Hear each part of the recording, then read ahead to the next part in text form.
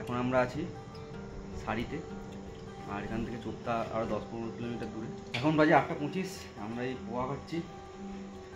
জ্বরে অবস্থা টাইট হয়ে গেছে। যাই হোক, এখান থেকে আমরা চোপতার দিকে যাবো, ওখান থেকে তুঙ্গনাথের দিকে যাওয়ার চেষ্টা করবো। চলো বেগুনে যাই। এখন বাজে হচ্ছে 9:05, আমরা এই হোটেল মাউন্ট ভিউ চোপতার সামনে। চোপতা লেখা, যদি এটা চোপতা না, এটা সারি ভিলেজের কাছাকাছি, মানে এই রাস্তাটা যেটা চলে যাচ্ছে সেটা সারি ভিলেজে চলে যাচ্ছে, আর চোপতাটা ওই দিকে। তো আমরা এবার চোপতা যাবো, ওখান থেকে তুঙ্গনাথের ট্রেকটা করবো। শরীরের অবস্থা খারাপ, দেখি ওখান থেকে যদি ঘোরাফোরা কিছু পাই তো নিয়ে নেবো, কারণ সবারই শরীরের অবস্থা খারাপ, অনেকে জ্বর চলে এসছে। তো চলো ওখানে গিয়ে ডিসিশন নিচ্ছি কী করা হবে। আর ওই যে আমাদের গাড়ি লাগেজ ফাগেজ সব লোড করা হয়ে গেছে।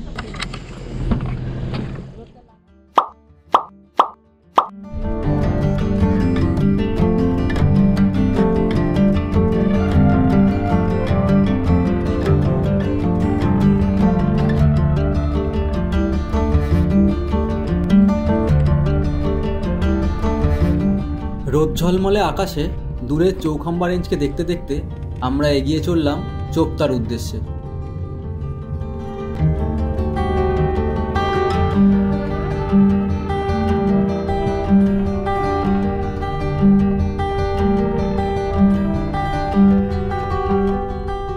এই যে এইখান থেকে হচ্ছে তুঙ্গনাথের ট্রেক স্টার্ট হয়, এখানে হচ্ছে গাড়ি স্ট্যান্ড, আর এটা হচ্ছে গেট।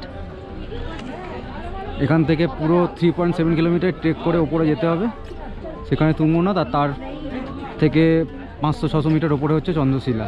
এই নিচ থেকে কিছুটা ওপরে উঠে এসে এখানে পড়বে হচ্ছে ঘোড়ার যে বুকিং কাউন্টার, সেটা তোমরা যদি কেউ ঘোড়া বুক করতে চাও এখান থেকে বুক করতে পারো। তো আমরাও দেখি এখানে কত কি রেট নিচ্ছে। ওই পেছনে যে হাটটা দেখতে পাচ্ছ, ওখান থেকে টিকিট কেটে এখান থেকে তোমাদের ঘোড়ায় চড়তে হবে। এগুলো হচ্ছে ঘোড়ার স্টেশন। আর আমাদের পার হেড যাওয়া আসা নিয়ে 1300 টাকা করে পড়েছে। তো চলো যাওয়া যাক।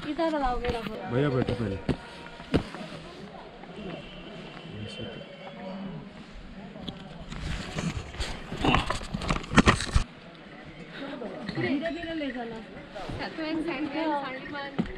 না এখন তো অসুস্থ হয়ে গেছে।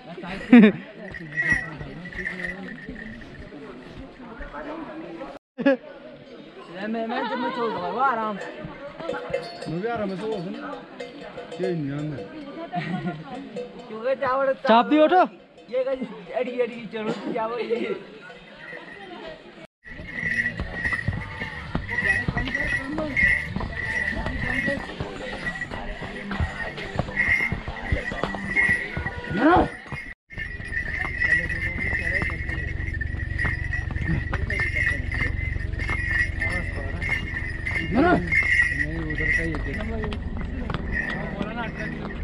এইখান দিয়ে পুরো চৌখাম্বা রেঞ্জটা দেখা যাচ্ছে। এইটা হচ্ছে কেদার ডোম, আর এই দিকটা পুরো চৌখাম্বা রেঞ্জ, আর কেদারনাথের মন্দির হচ্ছে এই পাহাড়ের নিচেই আছে। আর এটাও খুব একটা সহজ ট্রেক নয়, 3.7 কিলোমিটার হলেও বেশ স্টিফ রাস্তা, একদম নিচ থেকে উঠে আসছে রাস্তাটা। চলো আমাদের আর কিছুক্ষণ বাকি আছে, আর কিছুক্ষণের মধ্যে আমরা উপরে চলে যাব।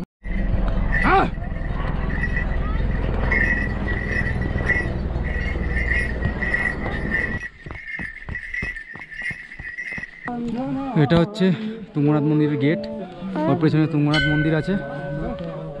আর এই হচ্ছে পুরো জায়গাটার ভিউ।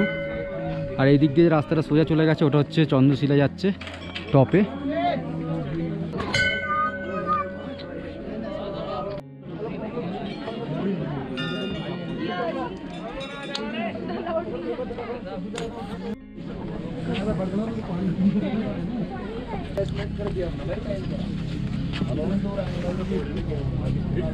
তো এই রাস্তাটা গেছে চন্দ্রশিলা টপের দিকে। চন্দ্রশিলা টপে গেলে এর পুরো একটা 360 ভিউ তোমরা পেয়ে যাবে, কিন্তু এই মেঘ আছে বলে উপরে আর গেলাম না। এমনিও আমাদের হাতে টাইম খুব কম, আজকে বদ্রীনাথ যেতে হবে আমাদের। তো চলো, আমাদের তুঙ্গনাথে পুজো দেওয়া শেষ। আর এখানকার পুজোর লাইন কেদারনাথের মতো অত বড় নয়, ছোট লাইন, কারণ এখানে সবাই আসে না। তো আধ ঘন্টা লাইনে দাঁড়ালে তোমাদের পুজো সব হয়ে যাবে খুব সুন্দরভাবে। তো চলো এবার আস্তে আস্তে নিচে যাই, ওখানে ঘোড়া ওয়েট করছে, 1 ঘন্টা হাতে টাইম দিয়েছে ঘোড়া। আর এই তুঙ্গনাথের যে মন্দির, এই মন্দিরটা হচ্ছে ওয়ার্ল্ড হাইয়েস্ট মন্দির, আর ওয়ার্ল্ড হাইয়েস্ট শিব টেম্পল হচ্ছে এই তুঙ্গনাথ। চলো, এখানে কিছু কিছু হোটেলস আছে, যেমন এখানে আকাশগঙ্গা, ওদিকেও আরও 2-3টে হোটেল আছে যেখানে তোমরা স্টে করতে পারো। এখানে তোমরা স্টে করলে কি হবে, এখান থেকে তোমরা চন্দ্রশিলা টপের সূর্যোদয় দেখতে পারবে, খুবই অসাধারণ লাগে। তো তোমরা যদি থাকতে চাও তো থাকতে পারো, একটু হাই রেন্ট, কিন্তু একদিনের জন্য যদি এই এক্সপিরিয়েন্সটা করতে চাও তো থাকতে পারো এখানে।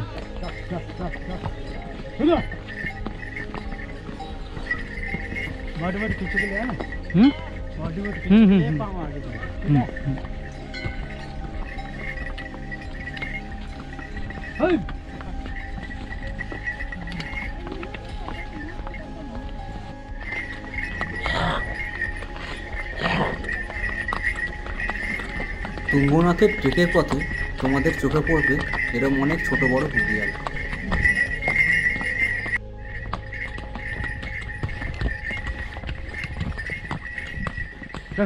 আমরা নিচে নেমে এসেছি, তো এখানে পার্কিংয়ের প্রবলেমের জন্য গাড়ি আবার 200 মিটার এগিয়ে গেছে।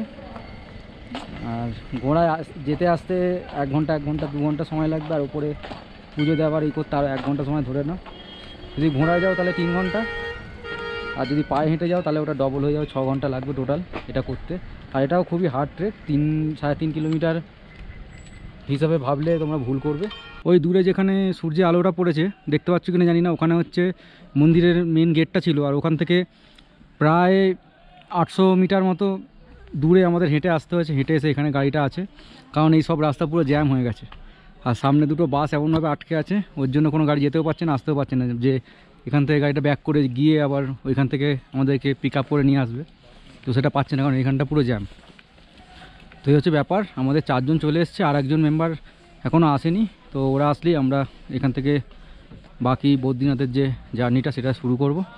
তো চলো, আর জ্যামটা কোথায় হয়েছে সেটা তোমাদের দেখাচ্ছি। এই যে গাড়িটা দেখছো সামনে বাসটা, এই বাসটা এমনভাবে ফেঁসে আছে যে জন্য গাড়ি আগেও যেতে পারছেন, পেছনেও যেতে পারছে না। আগে এই বাসটাও ছিল, এই বাসটাকে সাইড করা হয়েছে, আর ওইখান থেকে এতটা পুরো ঘুরে আমাদের ওই ওপরে যেতে হয়েছে। এখান থেকেও আমাদের যেখানে গাড়ি দাঁড়িয়ে আছে ওটা প্রায় 50 মিটার মতো দূর, তার থেকে এখানে জ্যাম, আর তার থেকে অনেকটা দূরে মন্দিরের গেট আছে। তো এই হচ্ছে সিচুয়েশান। আর এখন বাজে হচ্ছে 2:08। তো কখন এখান থেকে জার্নি শুরু করবো জানি না, এখান থেকে 5-6 ঘন্টা লাগে, জানি না কি হবে। এখন বাজে 2:41, আমাদের গাড়ি ছাড়, জানি না কখন বদ্রীনাথে পৌঁছবো। 5 ঘন্টা 5.5 ঘন্টা লাগে বলছে। এটা হচ্ছে টপ জায়গা, এবার আস্তে আস্তে আমরা আবার নিচে নেমে যাবো।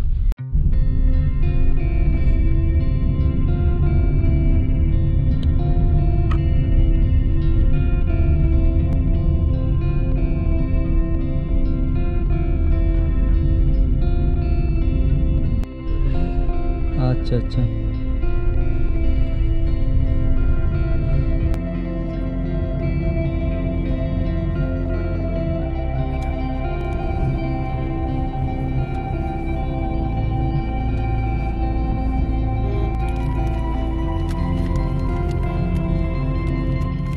এখান থেকে যে রাস্তাটা চলে যাচ্ছে পেছন থেকে, এই রাস্তাটা দিয়ে রুদ্রনাথের ট্রেকটা হয়, ওটা হচ্ছে পঞ্চকেদারের একটা কেদার। আর আমরা এখনও চামুলি থেকে 15 কিলোমিটার দূরে আছি।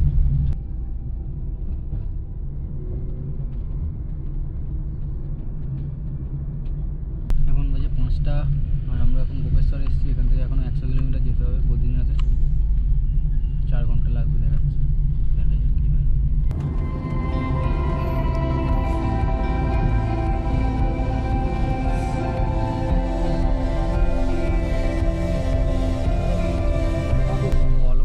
ক্রস করে এখন আমরা চলে এসেছি চামুলিতে। এখান থেকে আরও 90 কিলোমিটার জার্নি বাকি আছে, আর এখন বাজে হচ্ছে 5:30। এদিকে রাস্তা পুরো জ্যাম। এখন আমরা জসিমঠ পৌঁছাইনি, জসিমঠ এখনও পৌঁছতে 20 কিলোমিটার মতো বাকি আছে।